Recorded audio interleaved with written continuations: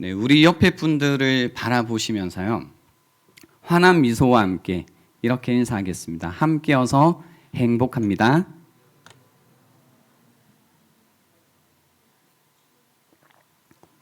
네, 함께여서 행복합니다.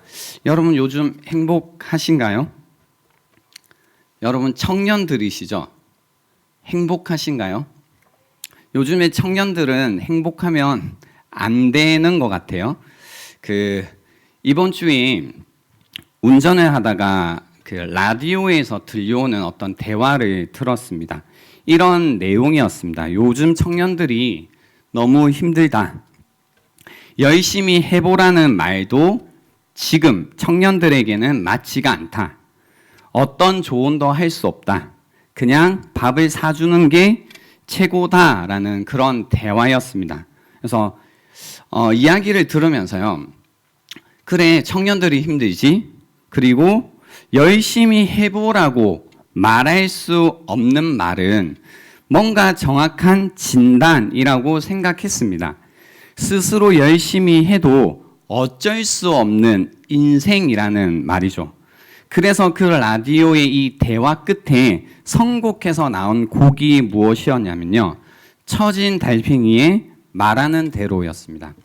그 말하는 대로 오랜만에 들어보시죠. 이런 가사가 있습니다. 나 20살 적에 하루를 견디고 불안한 잠자리에 누울 때면 내일 뭐하지? 내일 뭐하지? 걱정을 했지. 두 눈을 감아도 통 잠은 안 오고 가슴은 아프도록 답답할 때 난 왜 안 되지? 왜 난 안 되지? 되뇌었지? 라는 벌스가 있었습니다. 불안과 걱정으로 가슴이 아프도록 답답한 게 아니라 답답해서 이제는 실제로 아픈 사람들이 많이 있습니다. 스스로 어찌할 수 없기에 이 아픔이라는 것을 만져줄 치료자가 필요합니다. 우리는 예수님을 구원자라고 합니다. Savior. 그리스어로 구원자 Savior와 치료자 힐러는 같은 단어입니다. 예수님은 구원자로 오셔서 우리 안의 아픔을 치료해 주십니다. 마음을 고쳐 주십니다. 어떻게 이런 삶의 치료라는 게 올까라고 할 때 여러분 다 아실 거예요. 어떤 것을 통해서 이런 치료, 이런 구원이 오게 되냐면요. 바로 믿음을 통해서 오게 됩니다. 오늘 저희가 방금 읽었던 그 본문은요. 이만한 믿음이 표현되어져 있는 위대한 믿음 이야기입니다. 상황을 짧게 한번 설명해 드리면요. 2절에 보시면 어떤 백부장의 사랑하는 종이 병들어 죽게 되었더니 예수의 소문을 듣고 유대인의 장로 몇 사람을 예수께 보내어 오셔서 그 종을 구해 주시기를 청했다라는 내용이 있습니다. 백부장, 군인 신분의 백부장이 있습니다. 실제로 등장하지는 않죠. 이 백부장에게 죽음 직전에 다다른 종이 있었습니다. 그는 유대인 장로의 대표들을 예수님께 보내어서 이 내 사랑하는 종을 치유해 달라고 요청했습니다. 백부장이라고 하면요. 로마 시대의 중간 계급쯤 되는 군 지휘관입니다. 가버나움에 주재하면서 가이사랴 사령관에게 정기적으로 명령을 받고 또 수하들과 함께 평화 유지 임무를 수행했던 군인들. 그 정도 지위의 군인이라면 지역민들을 열등한 종족으로 멸시하기가 일쑤였을 텐데요. 이 사람은 좀 달랐던 모양입니다. 그는 유대 백성들을 사랑하고 또 존중하고 또 지역 회당 건축에 드는 비용까지 지불을 했습니다. 그래서 관계가 굉장히 좋았던 거죠. 유대인의 장로들이 이 백부장은 도움을 얻을 만한 자격이 있다고 합당하다라고 주장까지 해줍니다. 그래서 이 백부장을 위한 로비를 예수님께 하고 있는 겁니다. 그래서 6절에 보시면 예수님이 함께 가주시죠. 그리고 가고 있는 길에 두 번째 정갈을 받습니다. 이 두 번째 정갈의 내용 때문에 예수님이 놀라십니다. 9절에 보시면 예수께서 들으시고 그를 놀랍게 여겨라는 표현이 있습니다. 놀랍게 여겨. 여러분, 이 놀랍게 여겨라는 표현을 들으시면서 전혀 놀라시지 않지만 사실 우리는 예수님이 놀라셨다라는 사실에 놀라야 됩니다. 왜냐하면 복음서에 보면 예수님의 말씀과 행동 때문에 사람들이 놀라는 경우는 많이 있습니다. 하지만 이처럼 오늘 본문처럼 예수님께서 놀라시는 장면은 참 보기 드문 장면입니다. 예수님이 놀라셨던 이유는 백부장의 믿음 때문에 놀라셨다고 합니다. 그래서 9절에 보시면 무리에게 이르시되, 굳이 가시다가 돌아서서 얘기하시잖아요. 내가 너희에게 이르노니 이스라엘 중에서도 이만한 믿음은, 그죠? 이만한 믿음은 만나보지 못하였노라 하시더라라고 해서 그분의 놀람을 표현하고 계십니다. 놀람을 표현하고 계십니다. 그래서 오늘 저와 함께 우리가 치유되기에 어떤 믿음이 필요한데요. 이 믿음에 관해서 이야기를 할 때 이만한 믿음을 배워보면 도움이 되지 않을까라고 생각을 했습니다. 이만한 믿음, 첫 번째는 말씀만 하사라는 그 표현 안에 담겨져 있습니다. 7절에 보세요. 그러므로 내가 주께 나아가기도 감당하지 못할 줄을 알았나이다 하면서 한 게 말씀만 하사 내 하인을 낫게 하소서라고 합니다. 여기에서 말씀만 하사 내 하인을 낫게 하소서. 여기에서 말씀만 하라라는 거는요, 어떤 의미냐면 이런 뜻은 아닙니다. 주님은 놀라운 분이시니 어떻게 해도 고치실 수 있잖아요. 휘파람을 부셔도 나을 수 있고 눈만 깜빡해도 나을 수 있고, 그러니까 말씀만 해도 나을 겁니다 라는 그런 표현은 아닙니다. 여기에서 말씀만 하라라는 건 오늘 본문에 잘 담겨 있는데요, 예수님의 권세에 대한 인정입니다. 예수님의 권세에 대한 인정입니다. 그래서 이만한 믿음은 뭐냐면 하나님에 대한 어떤 추상적인 신앙이 아니라 예수님의 권세를 인정하는 믿음. 예수님께서 무엇이든 말씀하시면 그대로 된다라고 믿는 이 신앙입니다. 예수님이 말씀만 하시면 그대로 된다고 하는 거죠. 그래서 백부장의 그림 속에는 뭐였냐면 군지휘관하고 비슷한 그림을 그립니다. 그죠? 그래서 군에서도 명령을 하면 그대로 한다. 그래서 예수님께서 말씀만 하시면 그대로 된다라는 거죠. 질병도 건강도 다스리는 권세를 지닌 분으로 여기고 있다는 겁니다. 그래서 예수님이 건강해져야 된다고 말씀만 하시면 그렇게 된다라는 겁니다. 아주 심플하죠.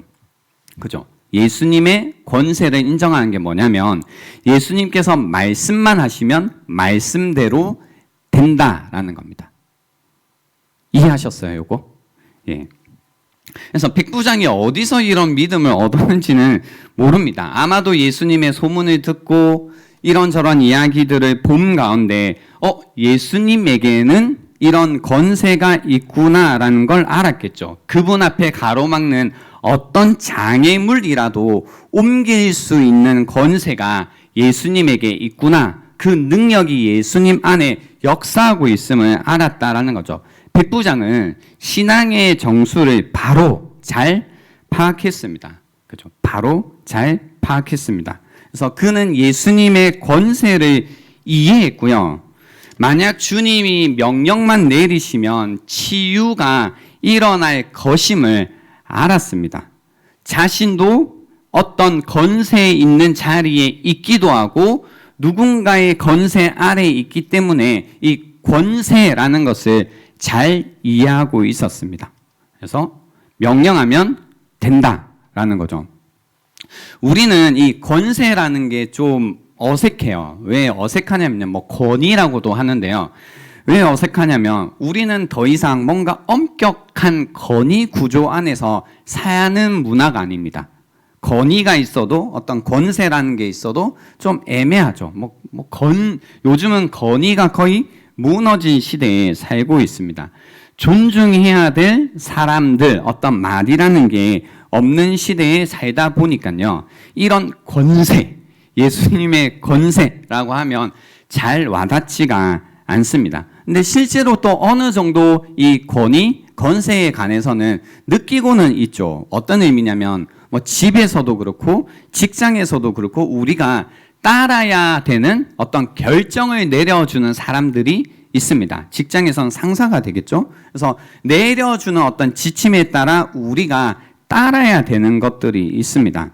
근데 이제 이 권위가 좀 불분명하다 보니까요.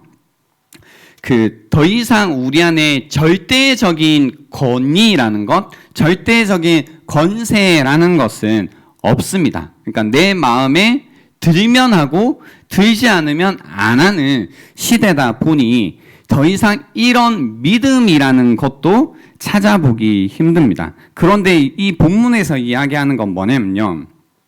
뭔가 하나님이 군사령관처럼 강압적으로 무언가를 하시진 않겠지만 그렇지만 그 권위라는 것, 그 권세라는 게 절대적이지 않다라고 여긴다면 그건 믿음이 부족한 것이다라고 이야기하는 겁니다. 하나님의 권위가 절대적이지 않다고 생각하는 것은 믿음이 부족한 것이다라는 겁니다. 오늘 그래서 한번 믿음에 관해서 조금 이렇게 편하게 여러분과 이야기해 보고 싶은데요. 믿음이라는 게 뭘까? 믿음이라는 건 어떻게 생기는 걸까에 관해서 조금 이야기를 해보자고 생각을 했는데요. 첫 번째는 이제 믿음이라는 거는요, 자연스럽게 생기기도 하고요. 두 번째는 불편하게 생기기도 합니다. 첫 번째 자연스럽게, 두 번째는 불편하게 생깁니다. 자연스럽게 믿음이 생긴다라는 건 무엇이냐면요. 사람에게 있어서 믿음이라는 것은 불가피하다라는 거죠. 믿음 없이 사는 사람은 없다라는 이야기를 하고 있습니다. 그러니까 교회에서 예전에 이런 이야기들 많이 했잖아요. 하나님을 믿는 사람들 또는 믿음이 없는 사람들로 구분했잖아요. 그래서 불신자, 신자 이렇게 구분을 했었는데요. 사실 이걸 좀 일반화해서 이야기를 나누자면 모든 사람이 신자죠. 그러니까 모든 사람이 믿는 사람입니다. 그래서 믿느냐 믿지 않느냐가 아니라 무엇을 믿느냐밖에 다른 게 없습니다. 그러니까 있다 없다가 아니라 A를 믿느냐 B를 믿느냐 C를 믿느냐의 차이일 뿐이라는 거죠. 그래서 이걸 믿음의 방향이라고 이야기할 수 있습니다. 이 자리에 계신 분들도요, 믿음이 다 있으시죠. 그래서 믿음의 방향에 따라 하나님을 향하고 계신 분들은 하나님을 믿을 거고요. 또 믿음의 방향이 하나님이 아닌 다른 곳에 가 있는 분들도 있겠죠. 그러니까 믿음의 방향이 다른 곳에 가 있기 때문에 하나님을 믿지 않는 것 뿐입니다. 그래서 더 이상 그런 말은 무의미합니다. 왜 그걸 믿어? 야, 왜 믿니? 왜 믿고 사니? 라는 말은 사실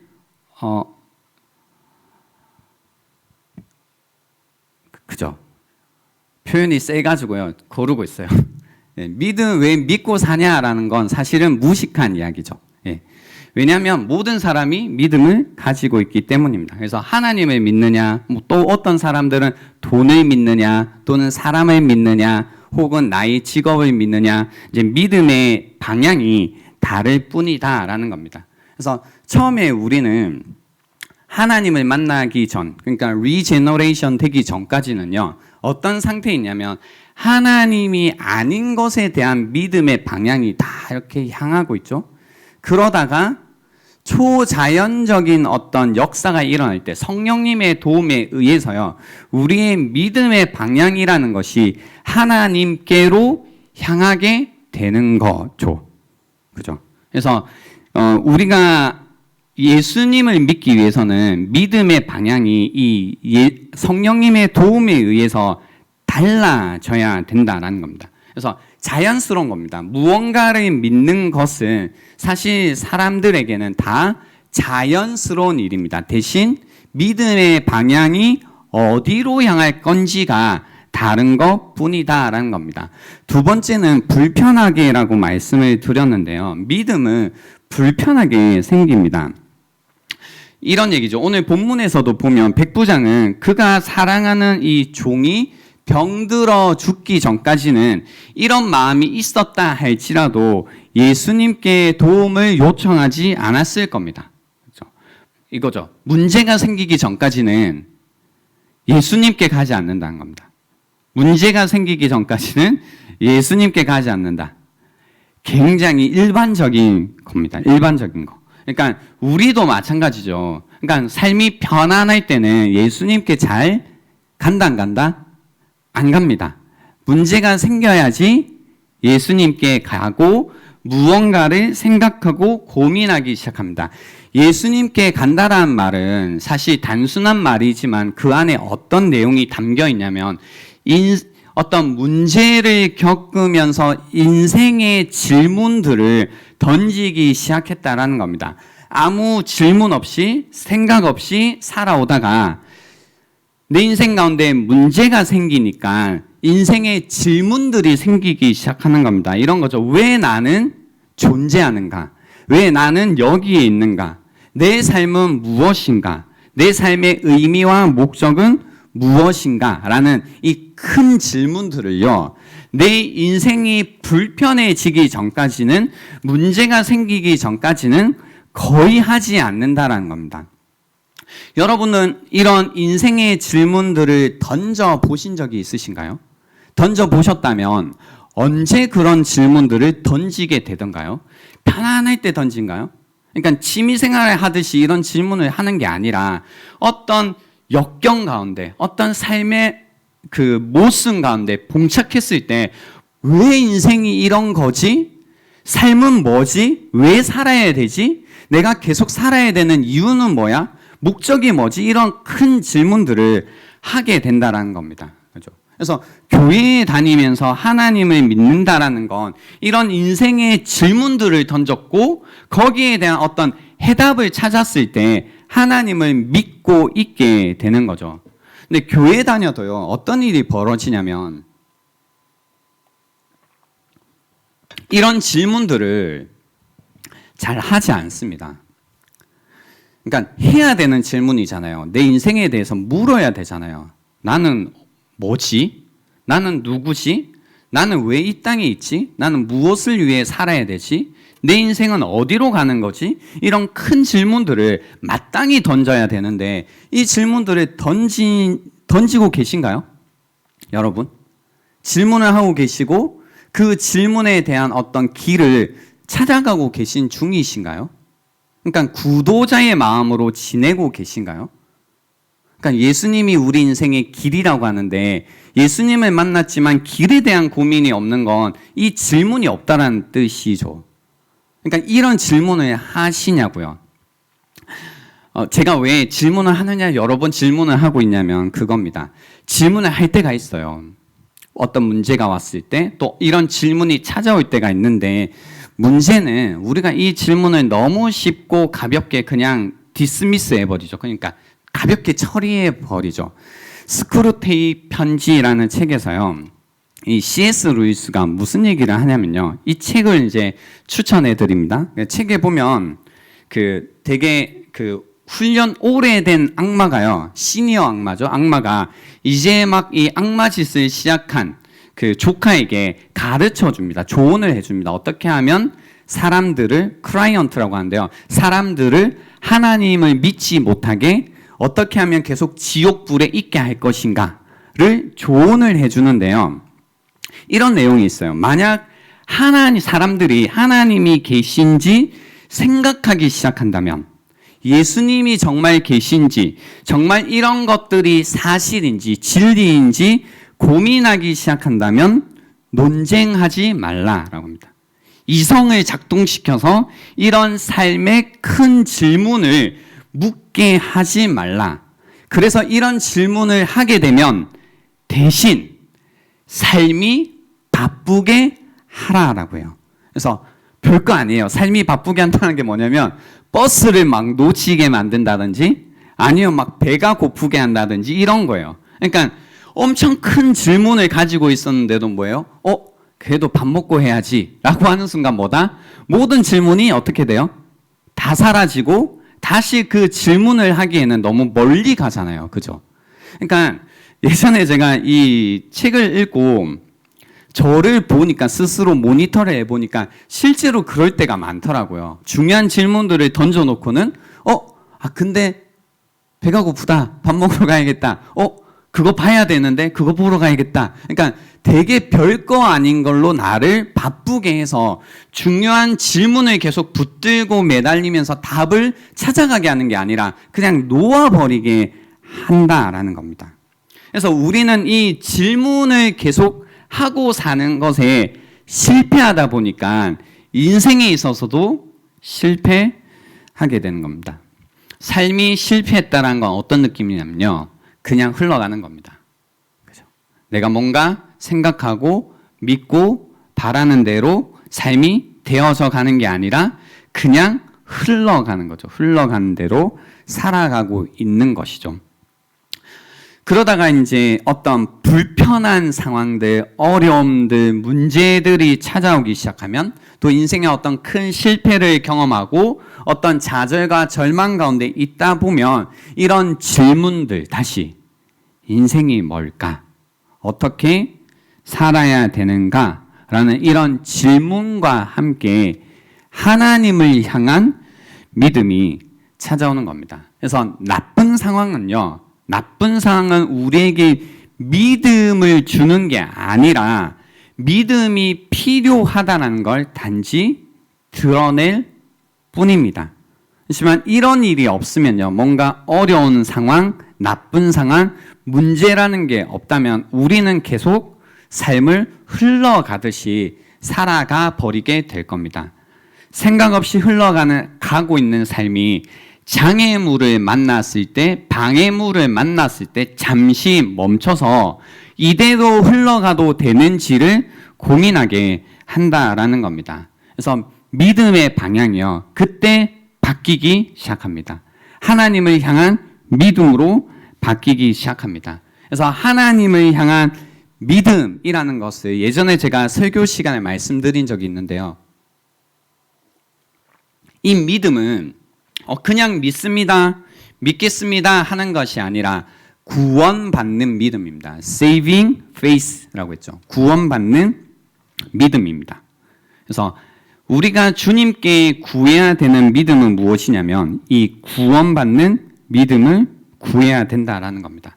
구원받는 믿음은 바로 뭐와 관련이 있냐면요, 예수님이 누구이신가를 믿는 거다라는 겁니다. 이 믿음이 바로 우리를 구원합니다. 우리를 이 삶의 뿌리로부터 치료하는 믿음이 있다라는 겁니다. 그래서 오늘 본문에 보시면요, 예수님에 대한 권세, 그죠? 권세에 대한 믿음을 표현하고 있는 겁니다. 여러분은 예수님의 권세를 믿고 지내시나요? 구원받았다고 하시잖아요. 우리 구원받았다. 예수님을 믿고 구원받았다. 예수님을 믿고 해서 구원받는 믿음으로 내가 구원받았다라고 할 때 예수님의 권세에 대한 믿음이 있어야 되거든요. 권세에 대한 믿음. 근데 여러분에게 바로 이 권세에 대한 믿음이 있으신지를 한번 생각해 보셔야 됩니다. 그러니까 권세를 믿는다는 건 뭐냐면 권세가 뭘로 오죠? 말로 오잖아요. 그러니까 나보다 큰 말이 있다라는 겁니다. 근데 우리는 나보다 큰 말이 거의 없죠. 나보다 큰 말이 없다라는 게 아무리 어떤 걸 해야 된다, 이래야 된다, 저래야 된다고 해도 내 안에서 들려오는 말이면 다 끝나버리죠. 에이, 귀찮은데. 엄청난 권세죠. 에이, 하기 싫은데. 이렇게 하셔야 됩니다 라고 해도 뭐예요? 내 안에 들려오는 말의 건세가 있죠. 에이 싫어, 굳이 그렇게 해야 돼? 라는 말의 건세가 모든 말을 사라지게 하고 그냥 귀찮게 하죠. 그죠? 하나님을 이렇게 지난주에 이제 우리 헌신해야 됩니다. 공동체에 헌신해야 됩니다 라고 하나님의 말씀이 전해져도 뭐예요? 에이 귀찮은데 내가 굳이 그래야 돼? 라고 하는 순간 모든 게 사라지죠. 그래서 하지 않는. 그러니까 이게 내가 누구의 말을 듣고 있냐가 누구의 건세 아래에 있는가, 누구를 믿고 사는가를 사실 보여주는 것이다라는 겁니다. 교회에 다닌다면, 하나님을 믿는다면 첫 번째요, 주님의 건세를 믿어야죠. 그러니까 뭐가 기준이 되어야 되냐면 내 생각, 내 마음, 내 감정, 말이 아니라 주님 말씀대로 하고자 하는 마음이 우리에게 늘 1번이 되어 있어야 되는 겁니다. 그죠? 그게 1번이 되어 있고 그렇게 되지 않는 나를 두고 고민을 해야죠. 그러니까 주님 말씀대로 할까 말까를 고민할 게 아니라 주님 말씀대로 하고 싶은데 그러지 못하고 있는 나에 대한 고민을 해야죠. 그때 뭐가 돼요? 주님께 도움을 구하겠죠. 주님 말씀대로 제가 살기 원합니다. 저를 도와주십시오가 되는데 우리는 어떤 부분에서 못 넘어가고 있냐면 에이 내가 그러고 그래야 되나 굳이? 이 건세에 있어서 넘어오지를 못하는 거죠. 그죠? 넘어오지를 못하고 있다는 겁니다. 그래서 나는 예수님의 건세를 믿는가를 잘 보셔야 됩니다. 여러분 누가복음을 이제 우리가 큐티도 하고 있고요. 아마 몇 주 동안 제가 이 누가복음 말씀을 계속 전해드릴 텐데 이 누가복음에 있어서 문제가 나와요. 그러니까 사람들의 유대인들 예수님이 오셔서 말씀도 전하시고 기적과 이적을 베푸시지만 이 말씀 누가복음 안에 계속 일어나는 그 문제점은 뭐냐면요. 예수님이 누구이신가에 대한 합당한 반응을 하지 못해요. 예수님이 누구이신가에 대한 합당한 반응을 못하다 보니 오늘 본문에서도 이방인을 통해서 어떤 것이 예수님에 대한 합당한 반응인지를 보여주고 있는 겁니다. 이방인을 통해서 예수님에 대한 합당한 반응이 무엇인지, 그 합당한 반응이 뭐냐면 믿음으로 반응하는 것인데 바로 예수님의 건세의 믿음으로 반응하는 것이다 라는 겁니다. 여러분 이 부분은 좀 많이 고민해 보셔야 됩니다. 왜냐하면 우리는 느낌으로 사는 세대거든요. 느낌, 감정이 엄청 중요한 세대예요. 그러니까 믿는 것도 뭐예요? 믿고 싶어야지 믿잖아요. 세상에 믿고 싶어서 믿는 게 어디 있어요? 믿는 건 믿는 건데, 그죠? 그러니까 믿고 싶어. 그러니까 믿음 생활을 할 때도 교회 다닐 때도 뭐예요? 아 하나님 별로 안 믿고 싶어. 아 하나님 믿는 게 별로 좋지 않아. 그래서 하나님을 믿기 때문에 그건 내가 별로 안 하고 싶어. 그러고 싶지가 않은데 다 자기 감정이 건세를 갖고 있어서 아무것도 못합니다. 나의 주관이라는 게 너무 뚜렷하죠. 그래서 제가 늘 말씀드리는 게 여러분 나름대로 신앙을 버리시고 말씀대로 신앙을 가지셔야 된다라고 늘 말씀을 드립니다. 그래서 믿음이라는 것은 내 생각을 주님의 생각으로 뭐 하는 거예요? 바꾸는 게 믿음이라는 거죠. 그러니까 내 생각대로 계속하면서 믿음 생활을 하고 있다고 생각하시면 안 됩니다. 그죠? 그래서 우리는 그런 세대예요. 그러니까 이 고민을 하라는 이유는 뭔가 지금 뭐 누구 한 명 한 명이 그렇다가 아니라 모두가 이런 느낌으로 사는 세대 큰 웅덩이 속에 살고 있어요. 그러다 보니까 깊이 고민하면서 내가 혹시 내 감정대로 무언가를 하고 있지 않나, 감정대로 하나님을 믿고 있지 않나를 고민하시지 않으면 여러분도 모르게 계속 내 기분대로, 내 기분 내키는 대로만 주님을 믿게 된다는 겁니다. 근데 기분 내키는 대로 주님을 믿는 건 믿는 게 아니라는 이야기를 하고 있는 거죠. 그죠? 그러니까 이상한 일이 생기게 돼요. 등산 비유가 있습니다. 어떤 비유냐면요. 믿음이라는 건 이제 믿음의 방향을 바르게 해서 믿음의 대상이 굉장히 중요한데요. 느낌대로 하다 보면 어떤 일이 벌어지냐면 이거죠. 그 등산을 하고 있어요. 등산을 하다가 이제 여기에서 저쪽 어떤 절벽으로 뛰어넘어가야 되는데 저쪽 절벽으로 뛰어넘어가기 위해서 보니까 돌이 있는 거예요. 근데 보기에 저 돌이 뭔가 좀 약해 보여요. 그래서 내가 점프해서 저쪽에 뛰어들어야 되는데 두 사람이 있는 겁니다. 한 명은 내가 느끼기에는 저게 튼튼해 보여. 괜찮을 것 같아. 상관없어. 내 느낌이 중요해. 나는 저기 뛰어들어도 아무 문제가 없을 것 같아. 이만한 믿음이 있으면 괜찮을 것 같아. 나 지금 기분 좋다고? 지금 이 기분이야. 이 기분으로 뛰어들 거야. 하고 뛰어들어요. 근데 일단 기분은 좋았는데 실제로 그 돌은 안전하지 않았던 돌이에요. 그럼 어떻게 돼요? 내가 기분이 좋았기 때문에 안전하게 탁 도착하게 되나요? 아니면 무너지게 되나요? 무너지게 되겠죠. 맞나요? 내 기분하고 상관이 없는 거죠. 그죠? 약하면 약한 겁니다. 어떤 사람이 이런 사람이에요. 나 너무 겁나, 무서워, 어떡해, 나 못하겠어, 뛰고 싶지 않아. 근데 이제 실제로 내가 뛸 그 돌은 안전한 거예요. 한 10명이 동시에 뛰어도 아무 문제가 없어요. 그러니까 막 100km 나가도 상관없는 거예요. 한 1000km까지, 1톤까지 괜찮은 거야. 근데 내가 그럴 마음이 안 되는 거고, 내가 안 될 것 같아, 나 너무 걱정되고, 내가 이런 기분이면 뛰어들어도 저 무너질 것 같아, 하는 거죠. 그래서 이제 누가 밀어가지고 뛰었어. 근데 내가 기분이 안 좋았기 때문에 뛰어들면 그게 무너지나요? 아니죠. 무슨 얘기냐면요. 믿음에 있어서 중요한 것 첫 번째는요. 믿음의 방향을 말씀드리고 있는데요. 믿음의 방향은 곧 믿음의 대상입니다. 그러니까 내가 얼만큼 어떻게 느끼느냐. 때로는 이제 교회 다니는 분들도 그러죠. 내가 지금 그런 마음이 안 돼. 내가 지금 믿음이 너무 약한 것 같아. 라고 할 때 여러분의 믿음이 강하고 약한 것보다 우선적으로 늘 점검하셔야 될 건 뭐냐면 믿음의 대상이 다른 대상인가를 생각하셔야 된다는 겁니다. 그죠? 그러니까 믿음의 방향을 이야기하는 이유가 뭐냐면 그겁니다. 많은 사람들이 하나님이 아닌 것을 계속 믿으면서 살아가요. 우리가 살면서 듣는 얘기들이 있잖아요. 듣는 얘기들 뭐예요? 너 이렇게 살면 안 돼.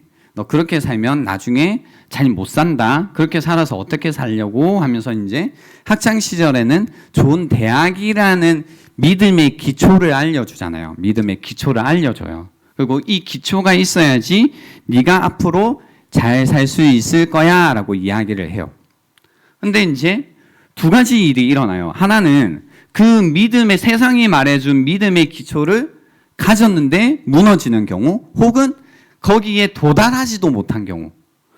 내가 도달하지 못했기 때문에 이렇게 사는구나 라고 착각하며 살든지, 도달했지만 이게 아니구나를 깨달으면서 이제 힘들게 살든지, 아무튼 결과는 동일하죠.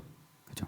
그러다가 뭔가 공부를 잘하고 좋은 대학에 가는 게 다가 아닌가 보다라고 해서 대학을 간 다음에, 혹은 대학을 가지 않았더라도 무엇에 빠지기 시작하냐면 이제 사랑에 빠지기 시작하죠.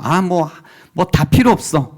나에게 필요한 건 사랑이야. 나를 있는 그대로 나를 사랑해주고, 나를 예뻐해주고, 나를 인정해주는 사람이 필요해. 라고 하면서 사랑이라는 기초에 뛰어들어 봅니다. 사람들이 하는 로맨스의 기초죠.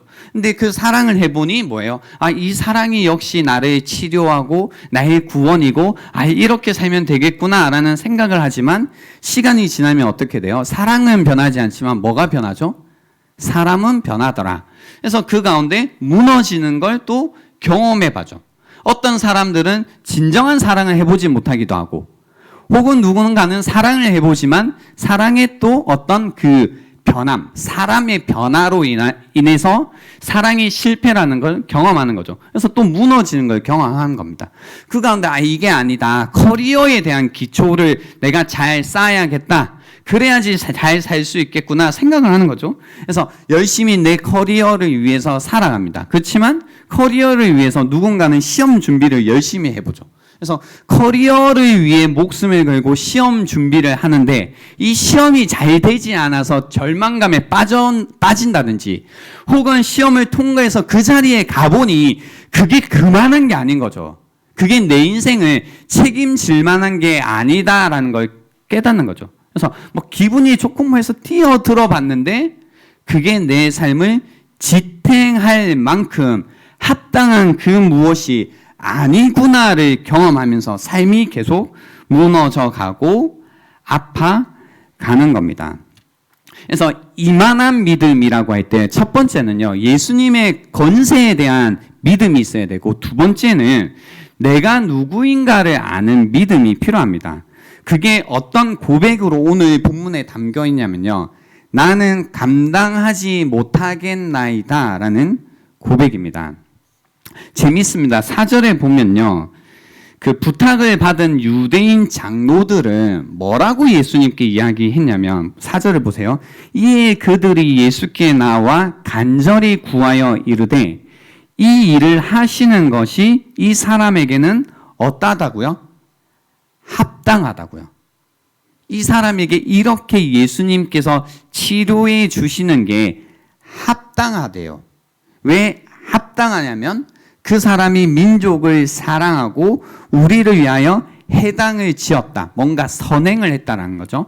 그렇기 때문에 예수님께서 잘 해주시는 거, 구원해 주시는 게 합당하다라고 이야기해요. 근데 이 사람들 여러분 아직 이 본문까지 읽었을 때는요, 예수님을 사실 안 믿는 사람들이었어요. 안 믿는 사람들의 사고 방식이죠. 사실은.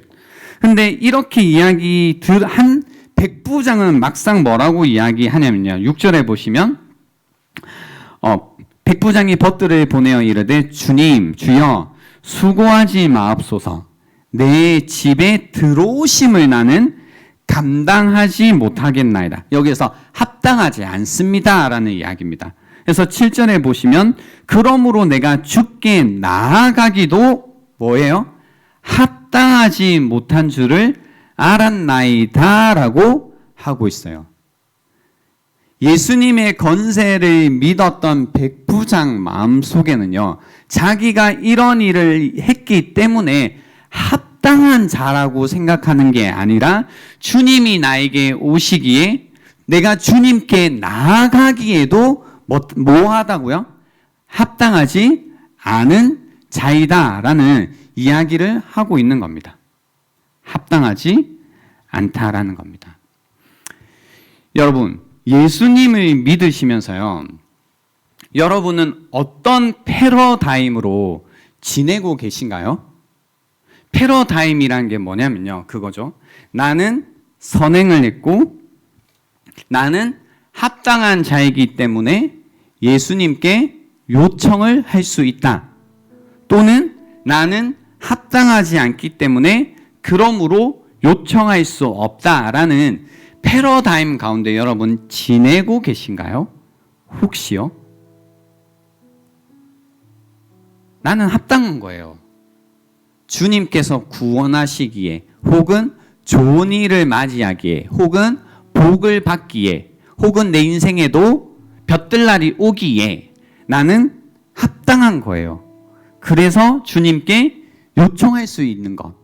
또는 나는 내 인생을 보니 뭔가 성공하고 복을 받고 내 인생 가운데 볕들날이 오는 게 합당하지 않구나. 그러므로 아예 요청하지 않아야겠다는 패러다임이 여러분이 지금까지 가지고 살아오시는 믿음의 기초라는 겁니다. 그 믿음의 기초라는 게 뭐냐면요, 바로 나라는 믿음의 기초입니다. 나라는 믿음의 기초. 주님을 믿는 믿음이라는 것. 그래서 우리가 주님을 신뢰한다라는 건 무슨 말이냐면 이 기초가 바뀌는 일입니다. 더 이상 내가 한 일, 내가 어떤 모습인지가 기초가 되어 내 인생이 어떤 일이 일어나야 되는지를 예상하고 기대하고 사는 것이 아니라 주님께서 나를 위해 하신 일, 그분이 누구이신가를 믿는 믿음의 기초에서 내 삶 가운데 어떤 일이 일어날 것인가를 기대하고 사는 것. 이것이 믿음으로 사는 것이다 라는 겁니다. 그래서 믿음은 기초가 바뀌는 일입니다. 기초가 바뀌어서 이제 나를 신뢰하는 것이 아니라 주님을 신뢰하고 사는 것. 그런 자들에게 말씀만 하사라는 믿음이 힘을 발휘하게 될 거라는 겁니다. 기초가 바뀌어서 나는 합당하지 않지만 주님께서 나에게 은혜 주신다면 내 인생이 달라질 것이다. 그러니 주님 나에게 말씀만 하십시오. 주님께서 말씀하시면 내 인생이 달라질 것입니다. 주님께서 말씀만 하시면 내 인생 가운데 해가 비칠 것입니다. 주님이 말씀만 하십시오. 주님이 말씀만 하시면 내 인생이 새로워질 것입니다. 주님 말씀만 하십시오. 주님 말씀만 하시면 내 영혼이 살아날 것입니다. 라고 믿음으로 기대하며 주님께 기도하는 것이 바로 믿음으로 살아가는 것이라는 겁니다. 이제 말씀을 정리하려고 하는데요. 제가 서론에 말씀드렸던 이 처진 달팽이의 말하는 대로라는 노래가 있는데요. 거기에 제가 한 단어를 넣었습니다. 한번 들어보십시오. 나 20살 적에 하루를 견디고 불안한 잠자리에 누울 때면 내일 뭐하지 걱정을 했지. 두 눈을 감아도 통 잠은 안 오고 가슴은 아프도록 답답할 때 난 왜 안 되지? 웬 난 안 되지? 되뇌었지. 주님이 말하는 대로 될 수 있다고 믿지 않았지. 믿을 수 없었지. 마음먹은 대로 생각한 대로 할 수 있단 건 거짓말 같았지. 고개를 저었지. 그러던 어느 날 내 마음에 찾아온 작지만 놀라운 깨달음이 내일 뭘 하지 꿈꾸게 했지. 사실은 한 번도 미친 듯 그렇게 달려든 적이 없었다는 것을 생각해 봤지. 일으켜 세웠지 내 자신을. 주님이 말하는 대로 될 수 있단 걸 눈으로 본 순간 믿어 보기로 했지. 여러분, 2022년도가 주님께서 말하는 대로, 주님께서 말씀하시는 대로 될 수 있단 걸 여러분이 보시는 한 해가 되면 좋겠습니다. 그래서 여러분의 믿음이 더욱 성장해 가셔서 여러분의 삶 가운데 다시 한번 소망의 빛이 해가 내는 그런 한 해가 될 수 있으면 좋겠습니다. 시간 드리겠습니다. 오늘 들었던 말씀을 한번 생각해 보시기 바랍니다. 나는 정말로 예수님의 권세, 그분이 말씀하시는 대로 믿는 믿음이 있는가? 나는 믿음의 기초가 정말로 변화되었는가? 나는 내가 한 일, 내가 누구인가에 따라 나의 미래를 생각하고 있었나? 아니면 나를 위해 십자가에서 죽으신 주님께서 하신 그 일과 주님이 누구신가를 기초해서 나의 미래를 바라보고 있었는지, 무엇이었는지 묵상해보는 이 시간이 되면 좋겠습니다.